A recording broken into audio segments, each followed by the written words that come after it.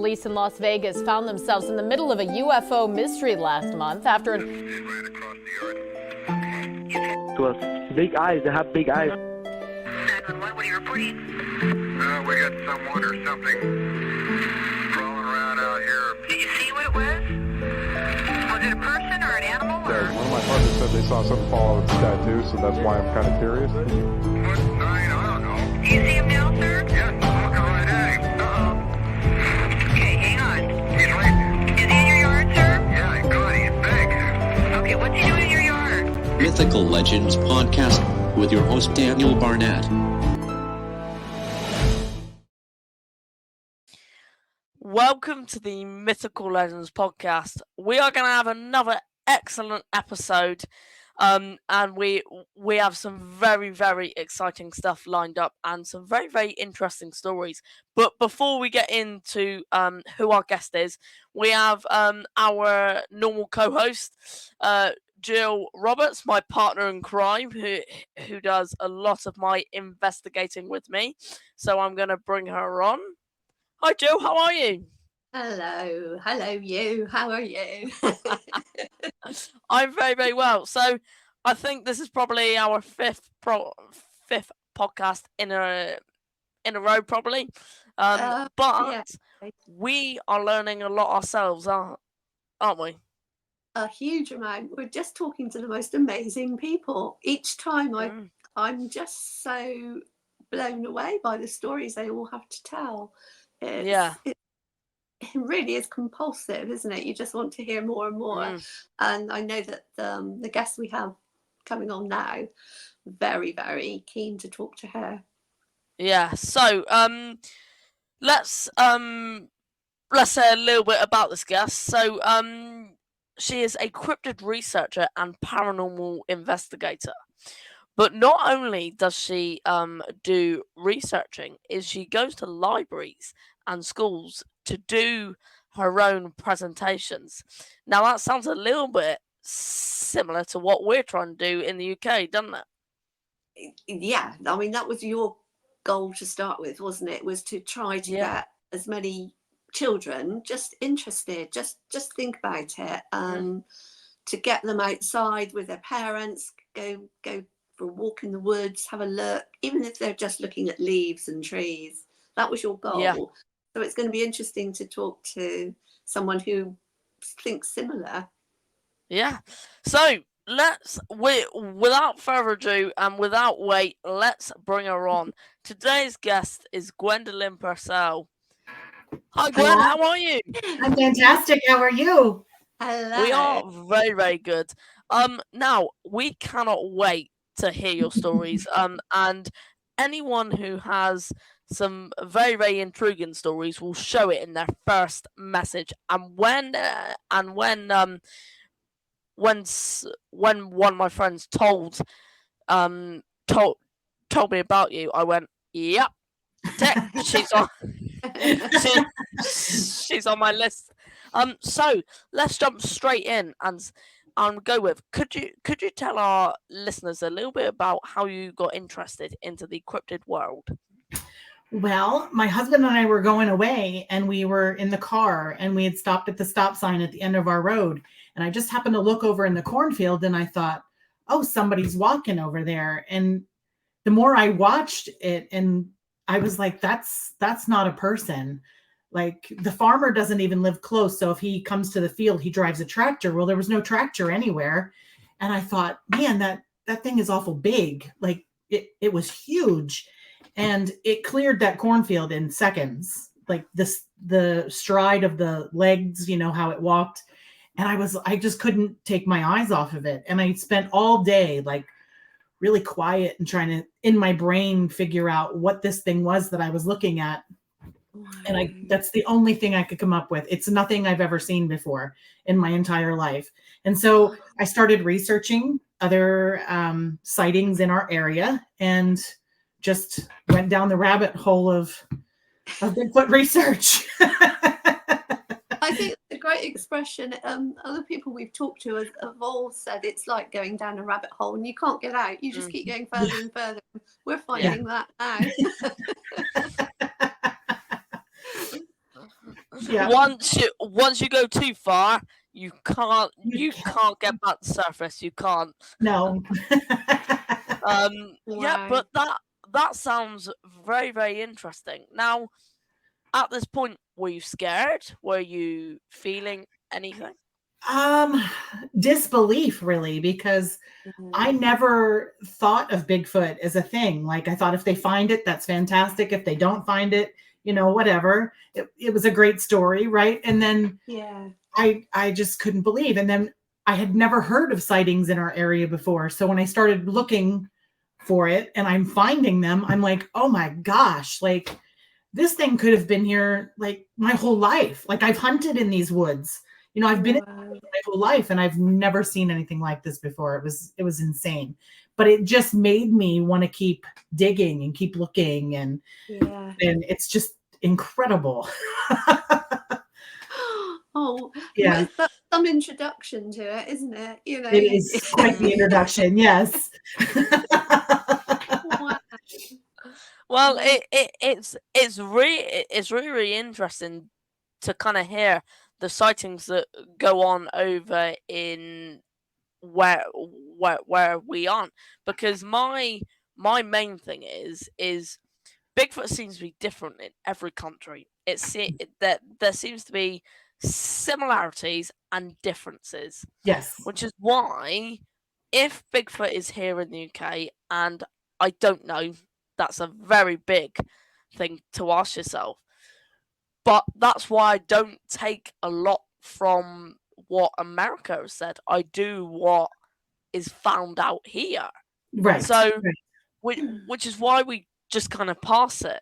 But then to actually hear the detailed sightings that individual people have had is incredible. It is very incredible. Yeah. And like you said, it varies from country to country, but it also varies from state to state. Like if you're in the United States and you're in the northern United States, Bigfoot are said to be very different than one you would find, like say in Florida, where it's warm all year round. So the differences are very striking in the stories that you hear from people. I suppose that makes sense, doesn't it? The different climate, the different foods, the habitat, lifestyle. Yeah. And say that one of the things that relate to what all of us here are doing in common is getting children involved. Absolutely. Now, if it wasn't for Expedition Bigfoot, now I'm not the biggest fan on TV programs because I don't know what's real. Because yes, they need to be entertaining. They need to be. So I don't know, but it got me interested. Without that, now we go to Florida every year, and I would not have known that Bigfoot was over there. I knew that it was a thing for a few years back, but I didn't know that it was there. Now I know. Next time we go, that game on. You're going to be looking for the skunk ape the next time you go there. Yeah. We're done with Mickey Mouse. That's He's like, take me to the swamps. That's where I want to go. It'll probably be a lot less expensive. Right? You've got that right. Yeah. And it just seems to be a really big topic, and I think not enough people know about it. And I know in America, if you bring up the word Bigfoot, probably 70% would know. Now, if you even bring up the word here in the UK, and Joe will back me up on this, they'll either laugh at you and tell you you're crazy, or go, "What the hell is that?" So, and that's pretty much the country that we live in here. And I go, right, I need to change that because if this eDNA is real, if there is something going on here, then people need to know. And the more people that go out there researching, the more evidence we're going to gather. You're exactly right. And it's incredible to hear that, and this was outside your house. Yes.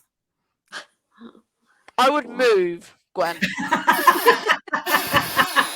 I would honestly just move.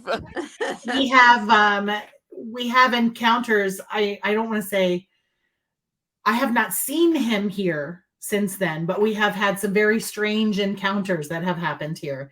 We'll be outside doing something and we get something thrown at us. Like you can hear it clear the leaves and then come across the yard and it lands like 5 feet away from you. And you're like, okay. No. My husband will say, I'm going in the house. Yeah, we hear tree knocks and we've heard howls and I've gotten a couple of footprints out in the yard, and yeah, it's been very interesting to say the least. It's never a dull moment. Incredible. And do you live by forest? What kind of area? Well, we live out in the country, so we have a lot of forest around us, but we're in a small development now. The houses aren't super close together, but they're kind of spread out, and so a lot of cornfields and farm fields around. So, but there's a good amount of woodland that he can travel and not be seen. A good amount. Yeah. So. Yeah. I think. Sorry, Daniel. There's right. quite different views, isn't there, about either that, like, you have thousands of miles over there, thousands and thousands of woodland and things, and we don't. We have very small amounts. Right. And opinion really differs. That some people do believe they need all that miles and miles, and then you'll get someone else that says they don't. They can hide. They can survive in a small, as long as they've got their food and water and shelter. Yep. You never see them. So, I think most people say we're too small here to sustain any creature like that. But I don't believe so. do you not know? I think you could definitely sustain a Bigfoot there. Absolutely. Yeah, Wow. people do have so many different opinions, and we're become more and more that this is possible, isn't it? And not yet have either of us said that this is Bigfoot. Right. You can't, can you? I mean, No. we have proof. No. I will definitely admit it's getting harder and harder to say it's not. Right. But you've still got to kind of go, right, it could be this. Now, Yes. I gotta say, we have come across quite recently a bone site. For about 40 to 50 different bones. Oh my goodness. Yeah. That's amazing. Well, as far as we know, we've shown pictures to quite a few people, and it seems to be that they think it's deer. But it's still quite unusual to come across, I'll say a pile, not a pile, but it was spread out. And it was like, oh, there's bones. Oh, there's more. Oh my goodness me, there's more. And that was just great.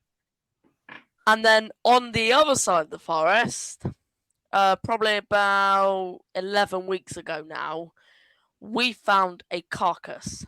Now, from now, I've been saying it's a deer carcass, but I'm slightly changing my mind to it's sheep. Now, the forest is surrounded by farm fields. Now, how sheep get into that forest, farmers won't let sheep get into that forest. Right. But there was some a lot of hair around that kind of resembled sheep hair or wool. And the question remains out there, is it's easy food? Also, we use sheep wool everywhere, on fences, branches. We're very used to seeing that. And I immediately said to Daniel, oh, it's just sheep wool. And then when we stood back and we thought, hang on a minute, it was probably the same height as my shoulder, stuck on like branches. Oh, wow. A sheep's not going to get that high. No. sheep would not be more than, Right. a couple of feet off the How ground. tall are you, Jill? How tall are you? Well, I'm not very big. I'm only 5'4", but Yeah, so you're but that's still 4.5 foot in. Right. And then that That's still puzzled tall. us, didn't it? We saw it was quite a few clumps. They were caught on a very prickly sort of shrub. Brand. Yeah. So Wow. I Now- have no explanation for that. We did take samples of it, but we've yet to get that analysed, haven't we? What are your thoughts on that? On the sheep, On all of it, really, as in the bones and that. I would have to say that Bigfoot is probably, in order to sustain itself, is probably going to have to be a creature of opportunity. If he sees something that's going to be easy to take, like a sheep out of a field, then I think he would do it. If he's hungry and he needs something to eat, he's going to do what he's got to do to survive. Right. Yeah. I totally believe that. I believe he is a predator of opportunity. Opportunistic. Yeah. Wow. Yeah. Yeah. And also remains a question of big cats, because again, we're not meant to have big cats in the area, Right. but it's another cryptid that is a possible answer. Now, could it be? I don't know. But just on the other stuff we found, probably not. But you've got to remain the open answer of a possible big cat there. Now, now I can run faster than Jill, so I'm absolutely fine, Gwen. So I will always make it back. Yes. Jill, do you feel scared now? No, because I point out to him that I've got the car keys. Very smart. Yeah, but so let's get back to you. So could you tell us a little bit about your own cryptid research? Oh boy. Well, from that moment on, I just went full on Bigfoot. I have gone to as many festivals and conferences as I could. I have spoken to, that's how I got started. I started asking questions, and I'd go to these conferences and these festivals, and I would pretty much barge my way up to people and be like Amy, for example, and I'd be like, hey, I have some questions. And so I just started asking questions and started learning. And then I started going on expeditions that other people were having so that I could learn and be out and see, I go out into the woods now and I look at the woods in a whole totally different perspective than I did when I used to go out in the woods before Bigfoot.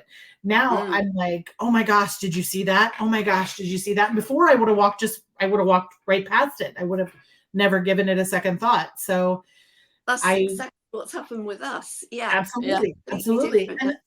And I try not to say, yes, this is a Bigfoot, because unless I see Bigfoot doing it, I don't know for sure. Like, it's possible that it's a Bigfoot. It's possible that it's a Jersey Devil or a Dogman or, whatever other cryptid is out there.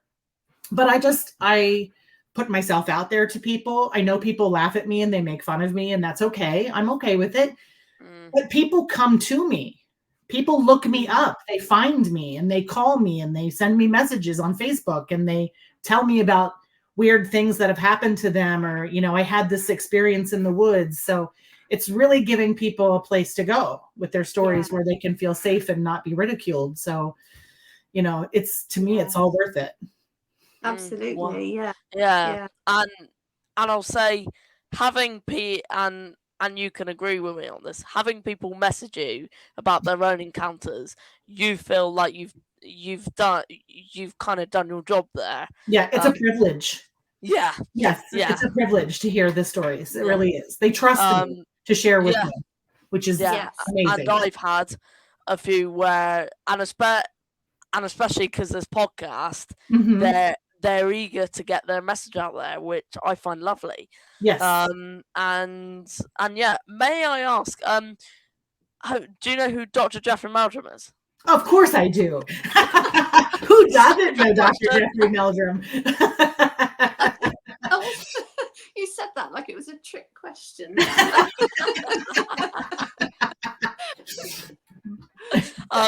Say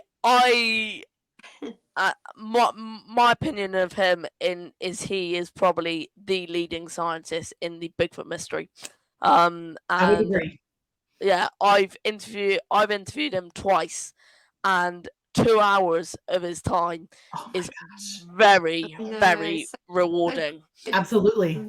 Yeah, and I would put him as the gold of Bigfoot research, and I think he does an amazing job. And have you met Bob Gimmelin? I have not met him in person. No, I would love to. Yeah, same. Yeah. Say let's move on to his work now, because I have a question that you may know of. What is your overall opinion on the Patterson Gimlin film? Oh, this I've talked about many times. I just, it was in 1967, and back then they did not have the quality of Bigfoot costumes like they have now. I think I wish I would have been there. I wish I would have seen it, because then I could definitely say, it was this or it wasn't this. But just based on watching it and looking at all of the other, other people tearing it apart and putting it back together and just paying attention, I just don't think that it could have been a fabricated thing in 1967. If you move that to today, I think somebody could make a costume as realistic as it can possibly be, and you could recreate that today. But in 1967, I don't think so. No, I think it's legit. I think it's legit. Agree. Yeah, Yeah, I would. And there's 3 key points where I always bring up. Number 1 is the foot. Yes. The way the foot is. Number 2 is the back. Mm-hmm. And number 3 is, back then they would if it was a made costume, they would do it as a man, and they would do it as a big, and the fact that they put breasts on it and made it a female back then, it wouldn't have happened. It strikes me and goes, well, absolutely, no, it wouldn't have. Right. Yeah. And it's just, every time. I think by now the experts would have definitely come out with it's a fake. I know they can't definitely say it's true, but they could have easily, so many people have, as you say, pulled it to pieces. Right. Someone along the line is going to say, look, this has happened. It's 100% fake. Yeah. No one can do that. Even Meldrum has done this many times and gone into it many times, and he couldn't. Yeah. He couldn't disprove it. So, and it puts them in the position of, if we have a real creature here, then we've got a brand new discovery to make. And I have 2 different. I'm split in between of, when we're out looking for these creatures, I'll say, is yes, we want to find them, but in my opinion, is it better to kind of leave them alone? And I know for scientific word, we want to kind of, but is it better, as humans we are kind of destroying, and I'm going, is it better to kind of, if you know what I mean there, that might be better to kind of leave it, but then I also want to kind of make the discovery. I'm split there. I don't know what to do. Just like you said, we destroy things. We find things for the first time and we tear it apart and we try to put it back together, and it just isn't the same. And I'm with you. I would love to find it. I would love to be like, here it is. It's in my backyard. Here he came out of the woods. He's like standing here next to me. But at the same token, I kind of want to just, like, nope, I didn't see him. No, because hide him. Because what happens to him or them? What happens to them? Yeah. After they get discovered? Right. Yeah. It's going to be Yes, hunting season for them. I think And I don't. the like-minded people that genuinely Right. want to find out things are in such a minority. You're going to get all the people that just want to eliminate them. Yes. Everything would be wrong, wouldn't it? Yeah. There's too many horrible people in the world. And that's the beauty of the story, the magic of the story of Bigfoot. It's got like its own mystery, and I love a great mystery, and I love a good puzzle. So I like to get the pieces and put them all together. But I don't know that I ever want to see this puzzle finished. Yeah, enjoying with you. the discovery, is it? Enjoying the Enjoying the sort of looking and searching. And in one way, the reason why people like our eDNA is because it's the only eDNA in the UK that hasn't been debunked about Bigfoot. Now, that's why, and in some way, I don't want to know the actual answer because you have that mystery there. Yes. Now, if they come out with it's true, you've got something there, and you need to go and find it, I'm like, now I would love for it to be disproved so that I go, right, it's been disproved. Then you go, right, why did that come out there? Why? And because it's got to be a explanation that you don't understand, because you don't just pick up random primate DNA. It doesn't happen. No. It just doesn't happen. Now, I don't know. Is it?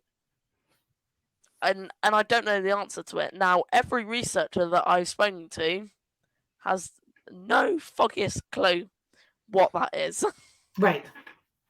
No idea. And that just shows. Yeah. No. That shows. There's a lot of different theories as to what Bigfoot is or isn't. And I try to keep an open mind about everything. Like when I see him being beamed down from a UFO, then I will be like, okay, he's alien. If he walks through a portal in front of me, I'll be like, okay, he's from another dimension.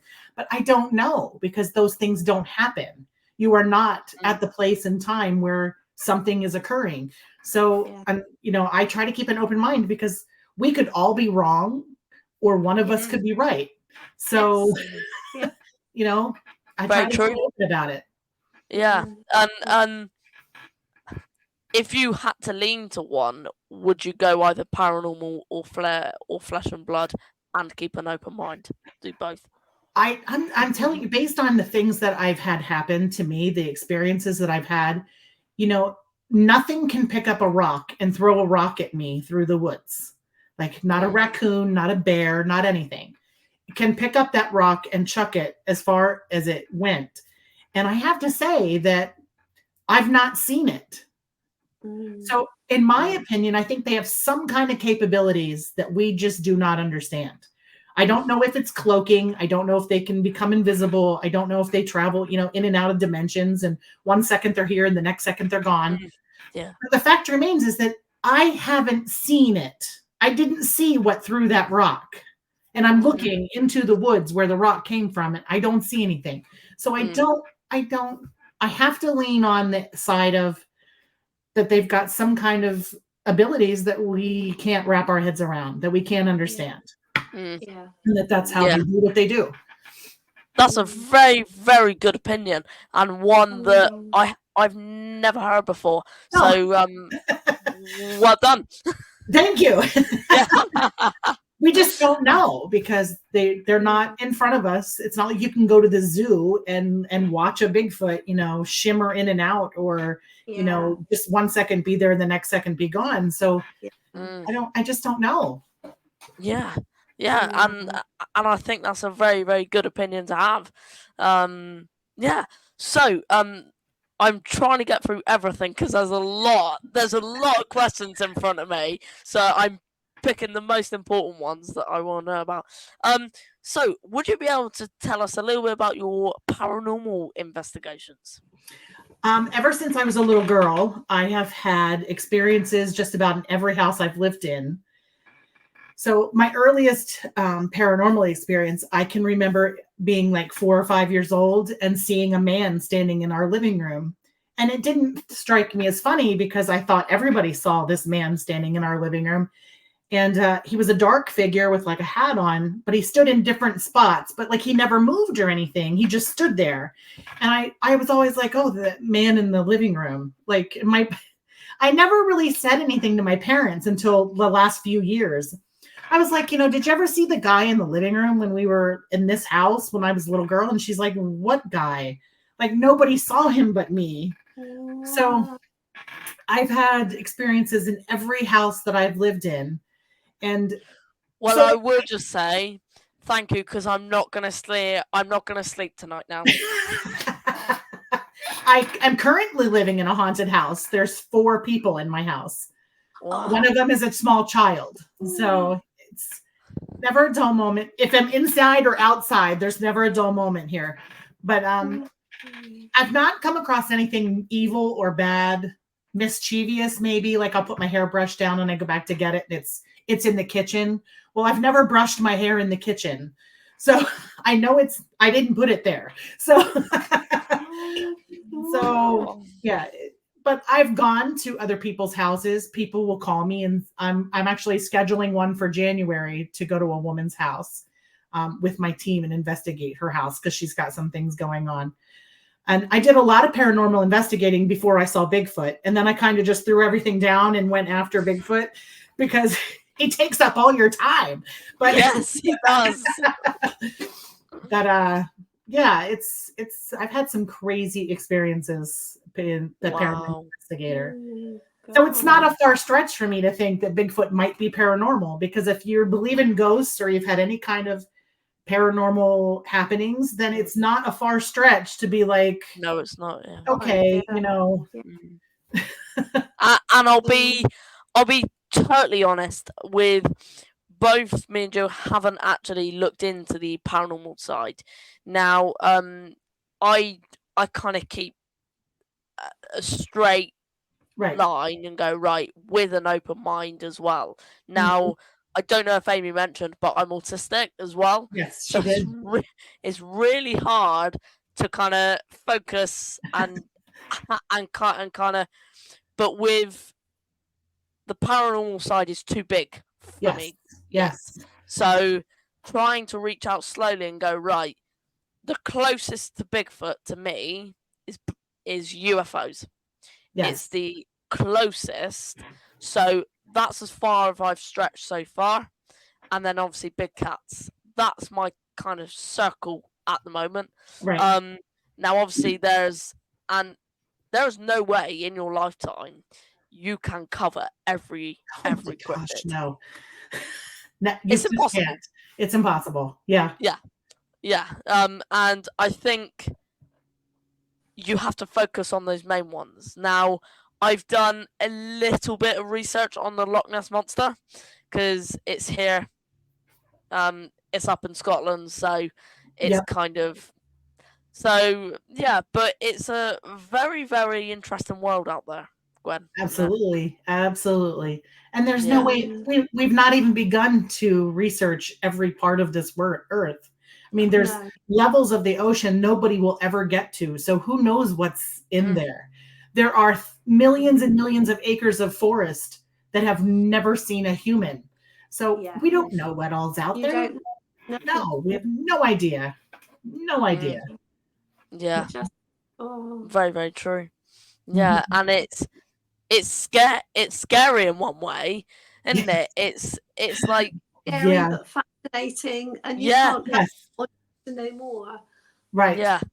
And it's a very, very interesting world out there where you don't know what could come up, what could, and I think altogether, my biggest thing is altogether, if we can work all together in America, Australia, UK, if we work all together as a world, there is a chance that we could prove the existence of this. I have no doubt there are in the UK, let alone America, probably about 500 people that have seen this creature, Yes. but just hasn't told anyone. I interviewed Absolutely. someone about a month and a half ago, and he didn't tell his story for 35 years. 35 years. And you go, But now, with the technology and with all the groups and Mm. doing chats like this, Yes. we're not the only ones. There's loads. It's becoming, it's growing, isn't it? And I think It that is, yeah. information, By that leaps and pool bounds, I've of found. knowledge Yeah. is Yeah. going to grow. Yeah. And it's like within a year of me last year, we wouldn't have dreamed of doing what we're doing now. I've set up a UK Bigfoot research team That is awesome. that is researching the UK right now.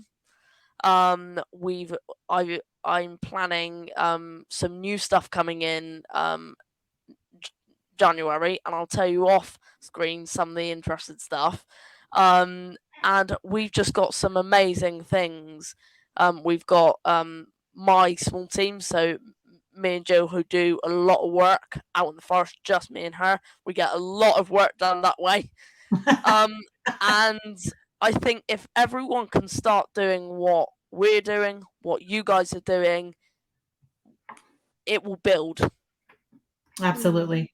It The will one build. thing that I make important is like education.